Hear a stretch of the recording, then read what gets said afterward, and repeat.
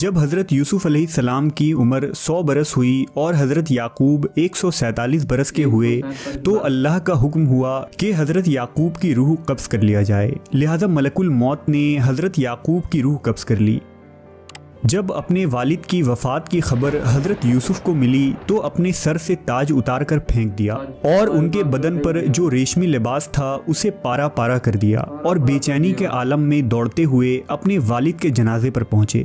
यूसुफ अलैहिस्सलाम बाप के जनाजे को देखकर बेतहाशा रोने लगे और रोते हुए आसमान की तरफ देखा।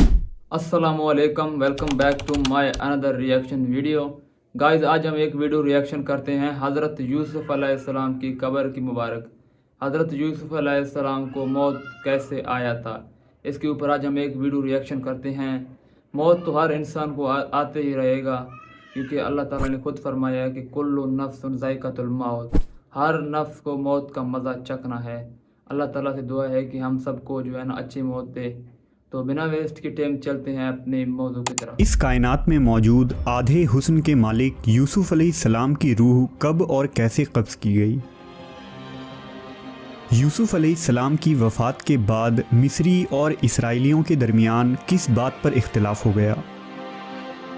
आप अलैहिस्सलाम की कब्र मुबारक दुनिया के सबसे बड़े दरिया के नीचे क्यों दफन किया गया और यहूदी आज उस ताबूत की खोज में क्यों लगे हैं।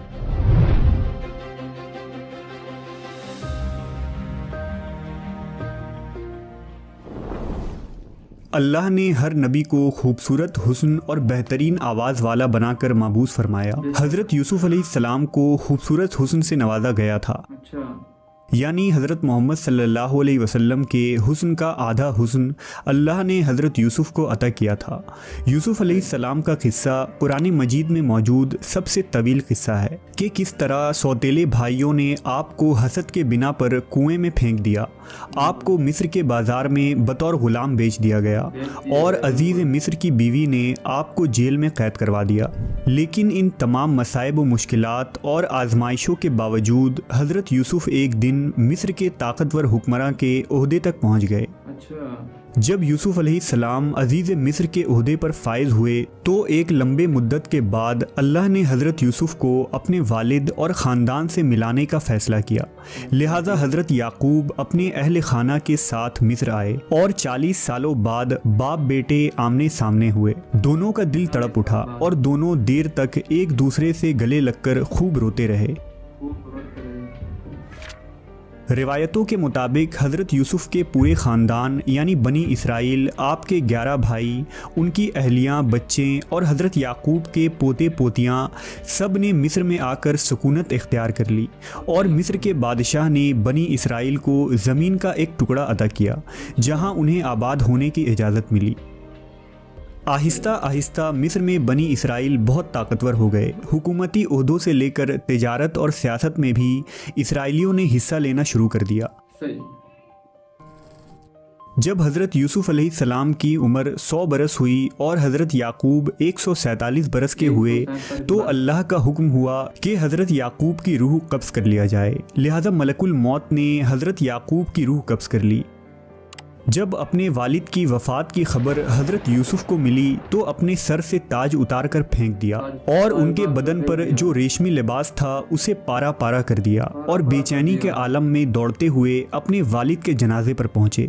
यूसुफ अलैहिस्सलाम बाप के जनाजे को देखकर बेतहाशा रोने लगे और रोते हुए आसमान की तरफ देखा। यकायक आसमान के दरवाजे खुल गए और अंबिया की रूहें और फरिश्ते हज़रत याकूब के जनाजे की तरफ आए।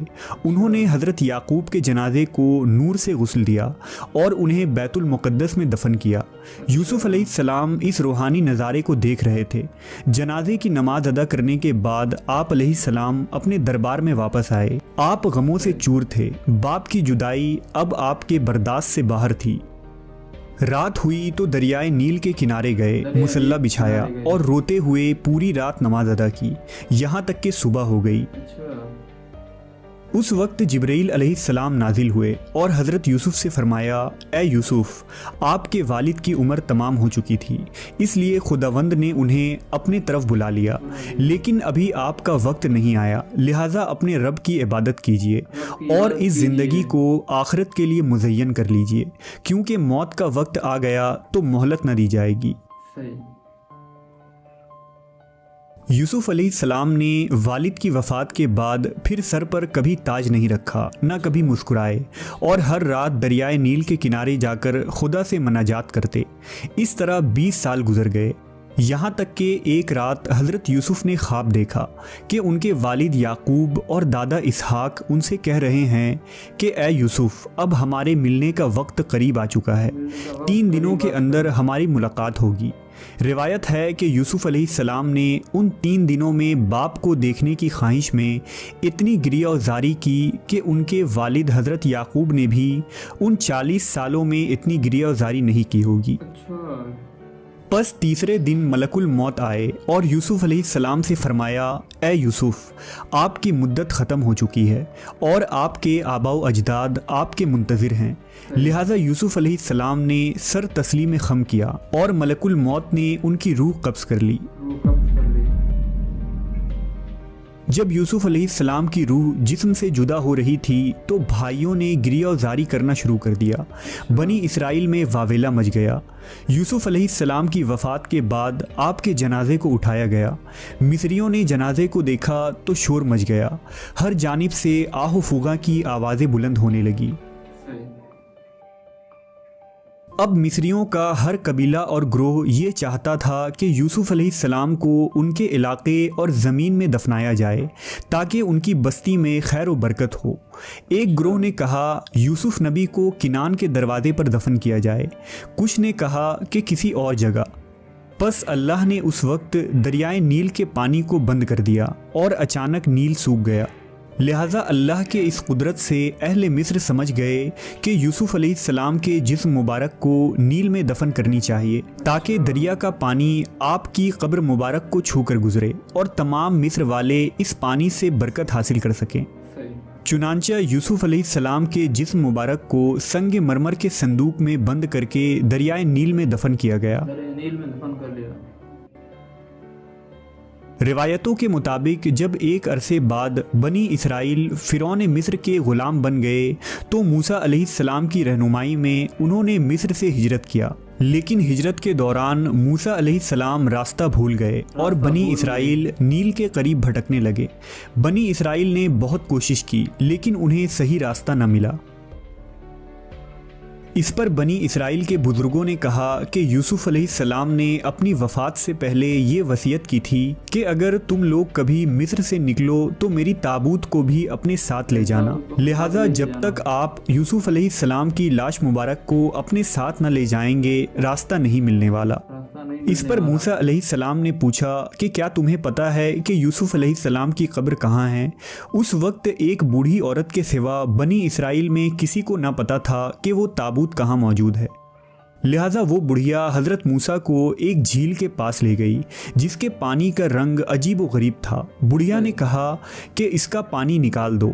जब ऐसा किया गया तो ज़मीन नज़र आने लगी। लोगों ने वहाँ खुदाई शुरू की जिसके बाद एक कब्र ज़ाहिर हुई जिसमें वो ताबूत मौजूद था। मूसा अलैहिस्सलाम ने उस ताबूत को निकाला और आगे का रास्ता तय किया तो आपको रास्ता मिल गया और आप उस ताबूत की बरकत से अर्ज़ मुक़द्दस पहुंच गए। मूसा अलैहिस्सलाम ने फ़लस्तीन पहुंचकर उस ताबूत को किसी खुफिया मकाम पर दफन कर दिया। इस वाक़े का जिक्र अहदनामा कदीम में किताब यसू में मौजूद है। इसी तरह यहूदियों की एक मुक़द्दस किताब जेनेसिस रब्बा में भी इस किस्से का जिक्र आया है।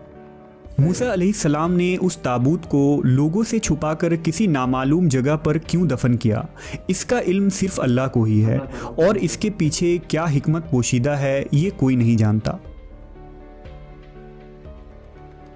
फ़लस्तीन की मगरिबी किनारे पर एक शहर आबाद है जिसका नाम नाबलस है। नाबलस में वाक़े एबल पहाड़ी के करीब एक मकाम ऐसा है जिस पर 50 सालों से इस्राएली यहूदियों और फ़लस्तीनी मुसलमानों के दरमियान एक जंग छिड़ी है। यहूदियों के मुताबिक नाबलस के इस मकाम को, जिसे वो मकाम यूसुफ कहते हैं, एक मुक़द्दस जगह है जहाँ यूसुफ अलैहिस्सलाम का मज़ार है। दूसरी तरफ अली हेरात और इब्ने बतूता जैसे मुस्लिम मुहक्किकीन ने भी हबरून और नाबलस को ही वो मकाम करार दिया है जहां यूसुफ अलैहिस्सलाम का मज़ार मौजूद है। 1967 की अरब इसराइल जंग के बाद यहूदियों ने इस जगह कब्ज़ा कर लिया था, जिसके बाद ये मकाम इसराइल के कब्ज़े में चला गया। साल 1990 में इस मकाम को यहूदियों ने एक आर्मी बेस में तब्दील कर दिया और उसे यहूदी रब्बियों की निगरानी में छोड़ दिया गया। यहूदियों के लिए ये मकाम इतनी अहम और मुक़द्दस क्यों है? नेज़ यूसुफ अलैहिस्सलाम के उस ताबूत में ऐसी कौन सी पुरइसरारियत मौजूद है? ये आज भी एक राज है।